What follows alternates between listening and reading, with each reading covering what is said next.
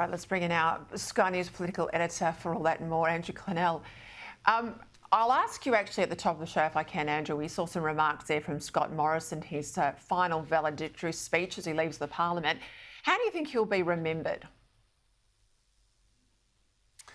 Well, as a flawed character, Peter, I have to say, I think he'll get a lot of credit for AUKUS and the initial handling of the pandemic over time. But I think all his gaffes will make him known as one of our more gaffe-prone Prime Ministers, you know, up there with Billy McMahon even, frankly, unfortunately for him. I mean, it's just not a black and white picture. That's what I will say. There was some good and there was some bad about Scott Morrison, and you tacked the secret ministries on as well.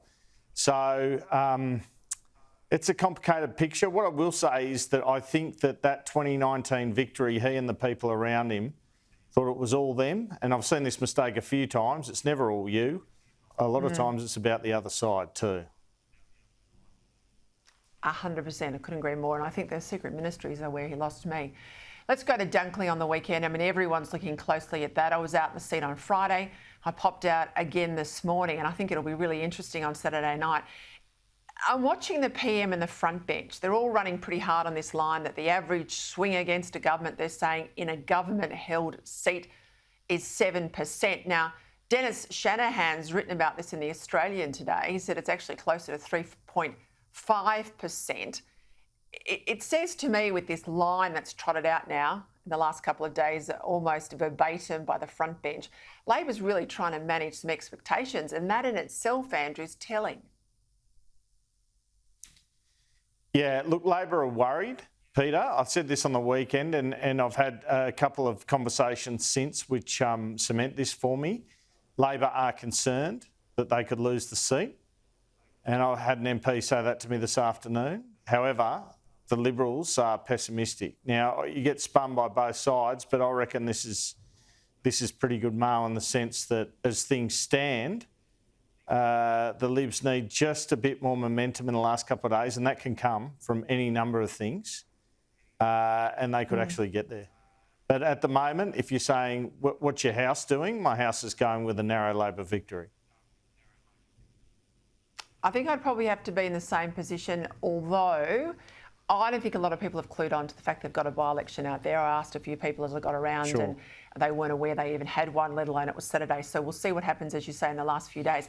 Hey, I am noticing that story today in The Guardian. It's having a go at porkies told by politicians. A lot of focus, though, on the coalition, running into issues like how something like immigration is fought with in the media. They ran out the issue of the foreign criminals, of course. I noticed the Prime Minister in the Parliament attacking Advance Australia for getting out and campaigning in Dunkley. We know, of course, they were instrumental in the Voice debate. Their push in Dunkley is about this foreign criminals issue. Peter Dutton then leads question time with it. Now, that says to me this is a factor in Dunkley, and it also shows that Labor's worried about Advance Australia.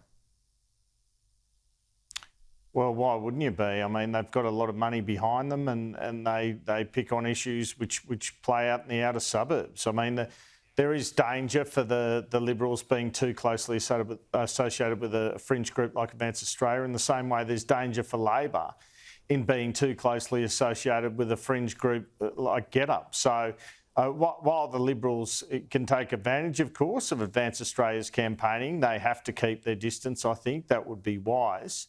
But I think, obviously they might make the difference. Certainly if the Liberals sort of win the seat, that could be a discussion point on Saturday night. Having said that, again, I think the Liberals are just going to fall short, but we'll see. I mean, there's no doubt that if there was an alternative result, that would be a major discussion point on Saturday night. They're not out there like Get Up with their campaigners and so forth, but they raise money and they spend it on pretty effective ads. It's been interesting to see Dutton in the House. He's trying to pull these two strands together in terms of cost of living as well. So he's trying to say on the security side, they're not doing anything to apply to get these murderers behind bars. And on the other side of immigration, they've lost control of the system because they're letting 500,000 people in. That's pushing up your rents. That's meaning less housing and so forth. I think the biggest and best message that they've got in their campaign, in this by-election campaign, though, Peter, the Liberal Party, is you can send the government a message and you won't be voting them out. And that is one of the most potent messages you can ever use, because people will go, why wouldn't I do that? Why wouldn't I say to the government of the day, lift your game? You know, it's a pretty convincing kind of ad, isn't it? Well, when I was out in Dunkley, I saw a lot of SUVs, a lot of tradies utes, a lot of trucks and, you know, those US-style Rams and whatever out there. Yes, petrol's biting, of course it is. But I think people are picking up this vehicle emissions standard issue, featured again today in Question Time. And if it's not material in Dunkley, I think it's going to be a big feature leading into the next general election. And I think it's yet another huge own goal from Chris Bowen. Yeah, well, Chris Bowen's been at the scene of a lot of accidents, and even his colleagues say that. Having said that, the government may come to some sort of arrangement with the car industry before the next election, so it may be resolved after Yeah, but do we trust them, mate? Look, this is a problem. Do we trust them?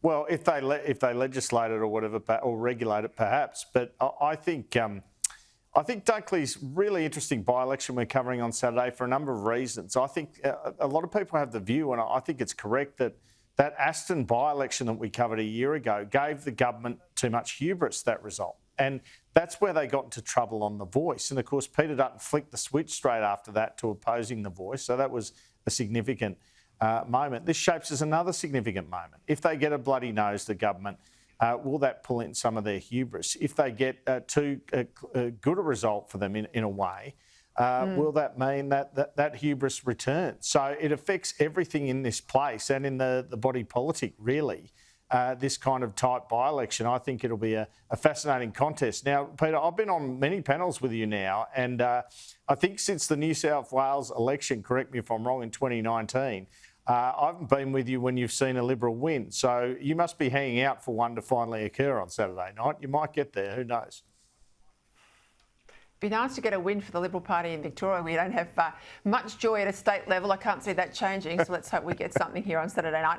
I will welcome you all down to my set here in Melbourne. Good to see you then, Andrew.